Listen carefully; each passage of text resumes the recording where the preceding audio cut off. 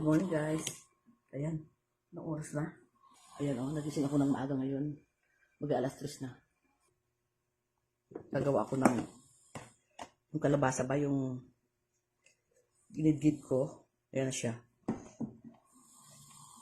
Piprito lang yan. Lalagyan ko lang siya ng pangapanamda na. Ito, lagyan ko lang paminta. Ayan.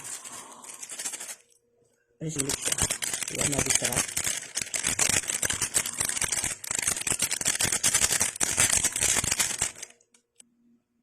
Harina.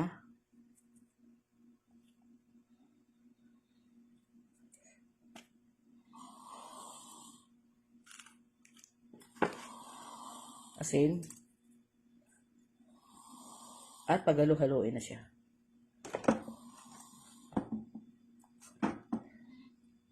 So, ayan na guys.